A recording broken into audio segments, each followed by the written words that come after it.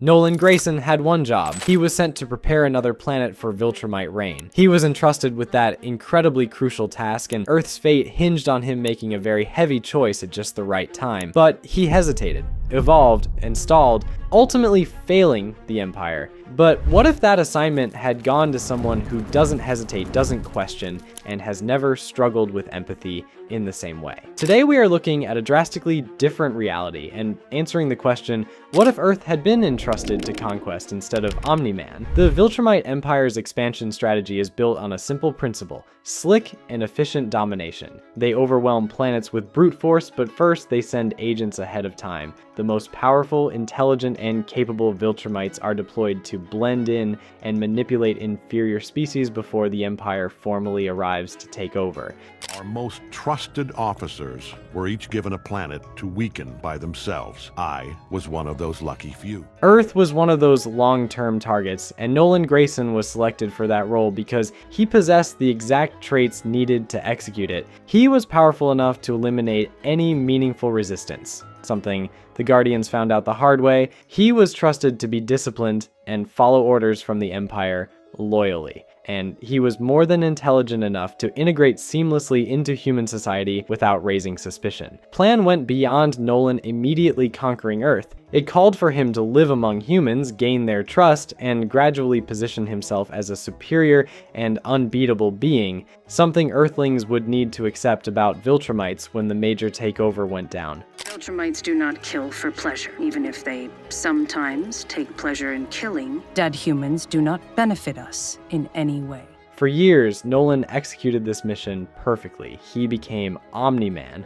Earth's greatest hero, and worked alongside other defenders to protect the planet from threats. He built a reputation that made him not just respected, but trusted and revered. That trust was crucial to the plan. A sudden invasion by an alien empire would be less likely to trigger global resistance if it was led by someone humanity already depended on. Everything would be far more controlled, it would be smoother, but Nolan embedded himself so deeply that he formed a family. He married Debbie, they had Mark, and he constructed a life that, on the surface, appeared completely human. It was that level of investment that spelled the beginning of the end for the mission, because while the plan required Nolan to pretend, it never accounted for what would happen if the pretense became real to him. And before he knew it, his life with Debbie became very, very real. Living among humans exposed Nolan to something Viltrumites are conditioned to suppress, assuming they feel it at all: empathy. I see the suffering of lesser beings. It upsets me. I think I miss my wife. Human nature is overly emotional and irrational by Viltrumite standards, but over time,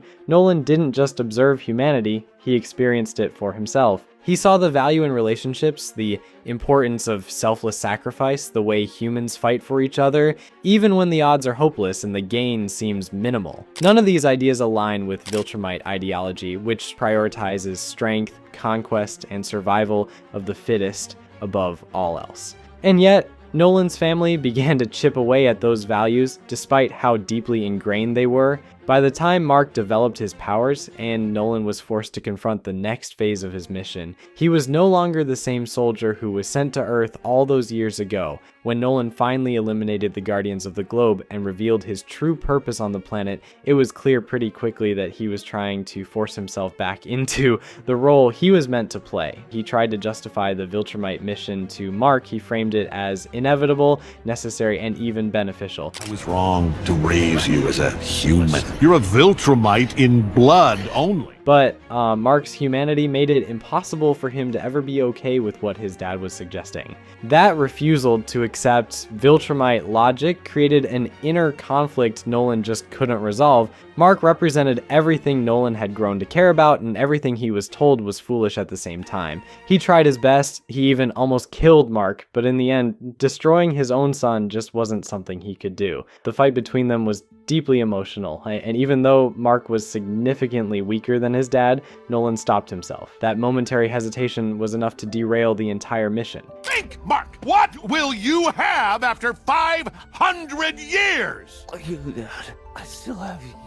Instead of conquering Earth, Nolan left and abandoned his orders completely. That meant betraying the Empire, essentially putting a target on his back to protect the family he'd built on Earth. An important factor in Nolan's failure is how deeply he underestimated the long-term effects of living a double life. At first, it was easy for him to separate his identity as Viltrumite from his human persona. But over time, those two identities began to blur. The longer he acted as a protector for humans, the more natural that role became. Saving lives stopped being part of a cover and started becoming something he felt compelled to do naturally. That made it harder and harder for him to rationalize the destruction he was meant to cause. By the time the truth came out, Nolan wasn't just choosing between Earth and the Empire, he was choosing between two equally real versions of himself, and somehow the one shaped by humanity ultimately won out. Earth lived to see another day, but he became a hated pariah to humans and a wanted traitor to the Empire. There's been no sign of Omni-Man, invincible since yesterday. We can be thankful that the danger is behind us.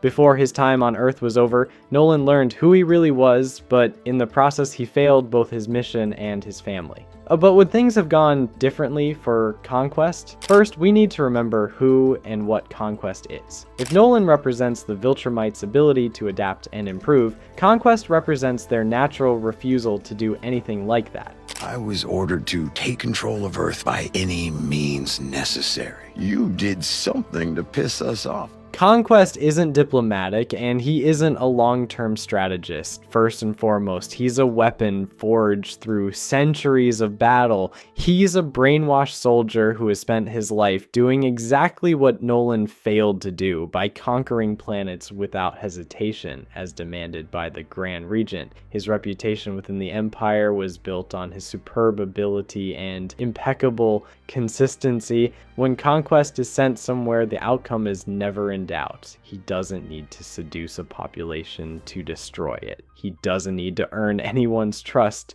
to dismantle an entire civilization. He approaches every mission with a giddy brutality that's actually downright disturbing. Conquest has a very comfortable relationship with violence. Unlike Nolan, who viewed his mission as a duty, Conquest actively enjoyed combat.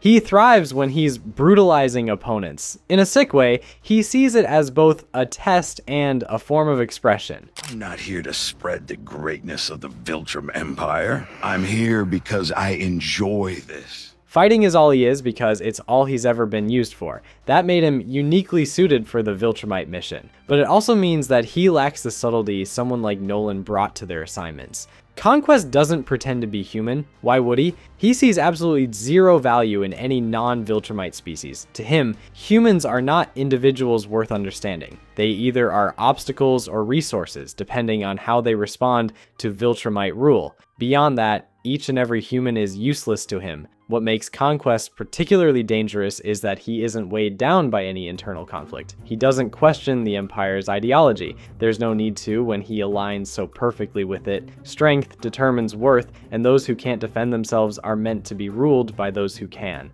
That kind of belief system eliminates any chance of hesitation. Where Nolan struggled with the consequences of his actions, Conquest would see those consequences as irrelevant, if he acknowledged them at all. For even such a craven betrayal, there is a path to redemption. Rejoin your people, Nolan. Let this not be your legacy.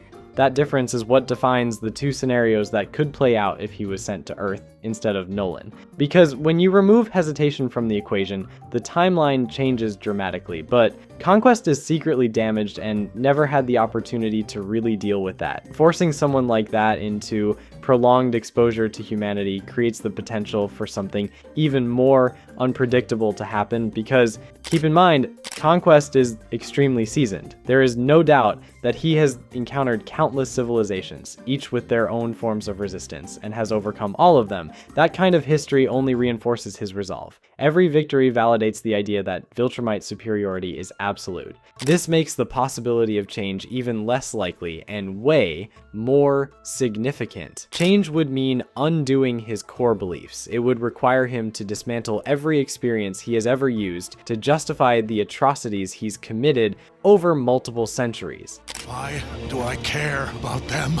They were weak. They shouldn't matter to me. I'm not supposed to feel this way. What would that even look like for someone like Conquest? Again, There are only two scenarios: either Conquest succeeds or he doesn't. The first is the one most people would expect, including Conquest himself, in a timeline where Conquest is sent to Earth with the exact same objective Nolan was given. The first major difference is pacing.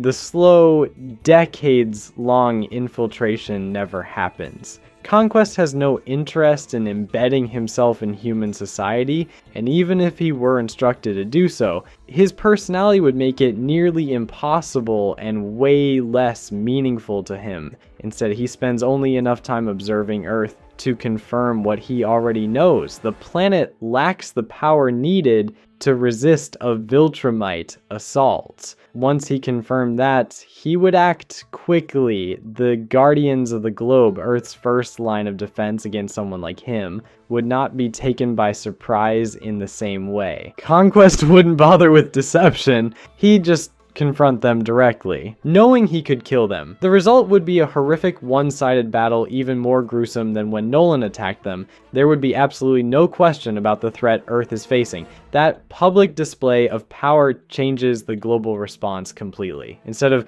confusion and uncertainty, the whole "what happened to Omni-Man," there is immediate panic. Governments recognize that they are dealing with an enemy far beyond their capabilities, and any attempt at coordination would be effortlessly undermined by the sheer speed at which Conquest operates.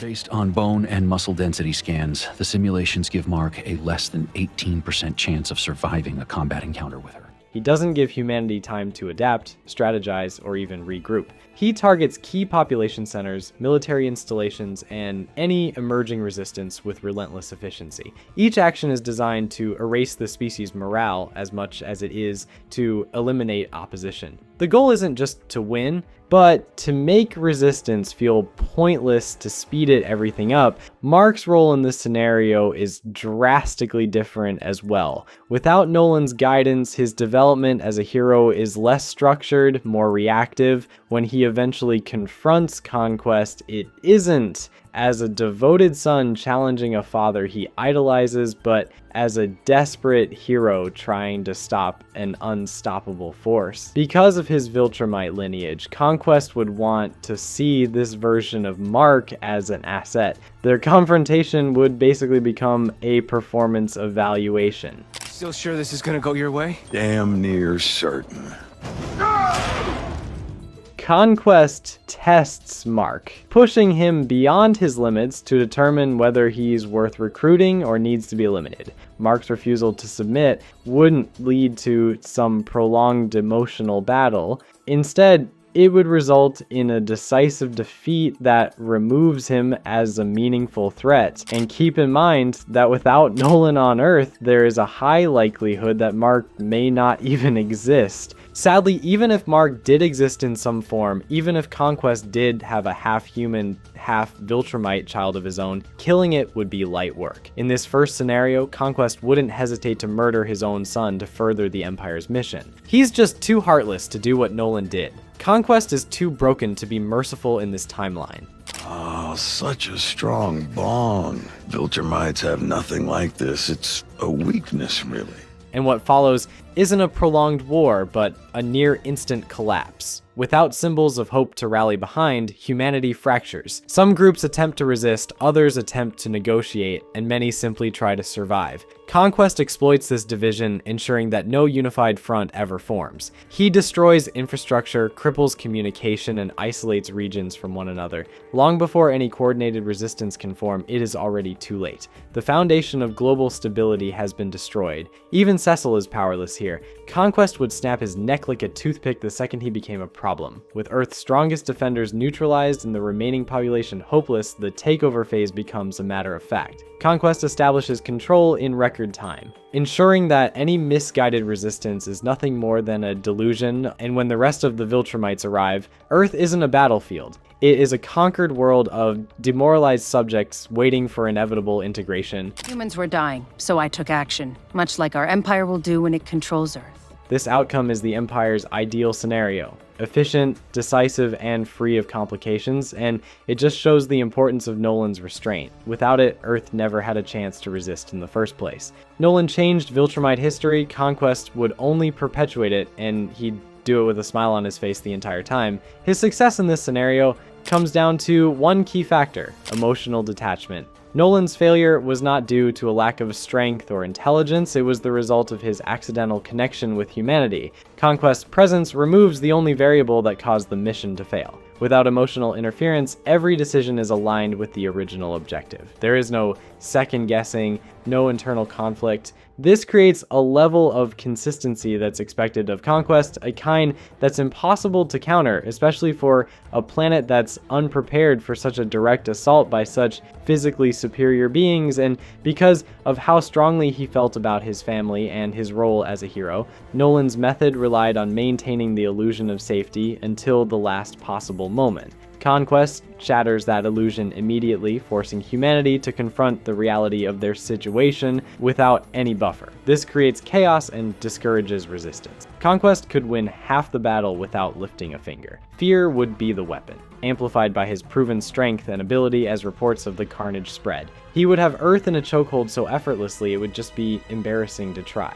Nolan gave Earth decades to unknowingly benefit from his protection and be lulled into a false sense of security. By acting immediately, Conquest denies Earth the opportunity to adapt. That alone ensures the Empire's victory, but what if Conquest had to face his own inner demons? The second scenario begins with a simple alteration to the premise. Instead of being allowed to act immediately, Conquest is required to observe and gather information over an extended period, much like Nolan was. This could be due to the Empire wanting a more detailed assessment of Earth, or simply underestimating the need for immediate action. Earth was just one of many planets we visited to determine if there were alien species genetically compatible with our own. Whatever the reason, Conquest is forced into a situation he isn't naturally suited for, existing among humans without engaging in open conflict. At first, this is nothing more than an inconvenience, an annoying assignment, sure, but something he, as a loyal soldier, is powerless to refuse. He views it as a delay in completing his mission, something to endure rather than participate in. But as time passes, the constant exposure to human behavior begins to have a real effect. Unlike Nolan, Conquest doesn't seek out relationships. However, proximity alone is enough to create awareness. He witnesses acts of kindness, moments of sacrifice, and displays of courage that do not align with his understanding of strength. Humans protect each other even when there is no strategic advantage in doing so. They form bonds that prioritize emotional connection over mere survival. These behaviors initially frustrate him, like they would most Viltrumites. They appear illogical and tedious, but over time, human nature would challenge his views and how he sees himself. If weakness is supposed to be eliminated, why does it sometimes produce resilience instead? How can someone with Conquest's upbringing answer a question like that? Why was the Purge a blessing? Think well before you answer. Because the Purge made us stronger. We cut the weak from our ranks. So the question lingers in his mind as he continues his mission. He begins to notice patterns, the same traits he dismissed as weaknesses. Compassion, empathy, and selflessness are also the traits that allow humans to endure. They create a form of strength that isn't based on physical power, but on compassion. This realization doesn't immediately change him, but it introduces doubt into a mindset that has never allowed for it. And once doubt exists, it can't be easily removed. Another subtle shift begins to occur as Conquest spends more time observing humanity. He starts to recognize individuality in a way he never has before. Instead of seeing humans as a collective mass, he begins to notice differences between them, their personalities, their motivations, and the unique ways they respond to challenges. This awareness destroys his original perception of them as a single, inferior group. It becomes harder to reduce them to a simple category when he is constantly exposed to their diversity. Conquest always wanted to be seen like that. Remember when he first fought Mark and thought he would kill him? He told Mark that he was empty and wanted to be accepted as something besides a weapon, but he knew it would never happen. I am so lonely. They send me from planet to planet committing atrocities in their name. If Conquest gives into those feelings, encouraged by what he sees from humans, he falls into the same trap as Nolan, but the consequences are even more intense. Every transformation requires a turning point, and for Conquest, it would likely come in the form of a situation that directly contradicts his core beliefs. This could be a moment where a human risks everything to save someone else, fully aware that they will gain nothing from the act. It could be a situation where someone shows him kindness without knowing who or what he is or what he has planned for the planet. He could witness a group of people stand together against an impossible threat, not because they expect to win, but because they refuse to abandon each other, because it's the right thing to do. Over time, these small events compound into something huge. The impact comes from the sense of righteousness in each empathetic act he sees. There's not some grand, calculated strategy to harm others without consideration. Just small human moments that reveal a different way of defining strength, and they show Conquest that maybe who he really is deep down matters too. I have failed you. My arrogance led me to be defeated by the boy and his witch. Make my death painful. For Conquest, this creates a conflict he has never experienced. His entire identity has been built around the idea that power determines value, but what he is witnessing from humans suggests that value can exist independently of power. It happened to Nolan not only on Earth, but with the Thraxans, when he was on their planet and witnessed how they cherished every moment and embraced forgiveness and progression. He didn't want to focus on his failures anymore. He wanted to forgive and be forgiven. Most importantly, he thought it was actually possible. This proves that although it may be trained out of them from birth, Viltrumites do in fact have some tendency towards empathy. Planting that idea on Conquest's mind is what causes the mission to fail. Now, this realization may not immediately change his actions, but it would force him to reconsider the purpose behind them. If Conquest erases these moments, then it also erases something that, for the first time, feels meaningful to him, and that realization is what begins to shift his perspective, and as a result, his ability to complete his task. It's bound to be severely uncomfortable for him. Conquest isn't used to questioning himself or the Empire. The presence of doubt feels like a weakness he should eliminate. But unlike an external enemy, this isn't something he can just overpower with punches or rage. It persists and influences his thoughts and actions in subtle ways until he can't ignore it anymore. He hesitates in moments where he previously would have acted automatically, robotically, like a good little soldier. Sire, if you will allow me to explain. On your knees, animal. He observes more closely instead of immediately dismissing what he sees. In this scenario, he could find himself in a similar situation to Nolan before he even realizes it's happening. As the time for action approaches, Conquest finds himself in an unfamiliar position. He knows what he is supposed to do, but he doesn't feel the same resolve about it anymore. The mission hasn't changed, but his understanding of it and himself certainly has. Conquering Earth would fulfill his duty to the Empire, but it would also destroy the very qualities that have begun to resonate with him. A conflict between obligation and choice gets stronger and stronger until he can't help but face it. For the first time, Conquest isn't blindly following orders. He is finally deciding whether those orders are worth following in his own personal opinion. When the moment of decision arrives, the outcome depends on how far his internal war has gone. Yeah, I saw. Damn it! It could become so overwhelming that Conquest ultimately decides not to proceed with the assignment. He recognizes that true power isn't just the ability to dominate, but the ability to choose restraint. By refusing to carry out the mission, he is rejecting the core principle that has guided his entire existence. This act of defiance transforms him from a tool of the Empire into an individual with his own sense of purpose. And while it does endanger his own life for sure, it also spares Earth, at least for a little while longer, and that's what makes this decision even more impactful. He strays from the Empire fully aware of the consequences. Conquest understands that defying the Empire will put him at odds with forces more powerful than himself. He knows that he may not survive what comes next, and he doesn't really care. He chooses to abandon ship anyway. He embraces his own likely death, more satisfied and whole than he ever was before he started thinking for himself. Yes. No, it is done. I will not repeat myself. Yes, Grand Regent.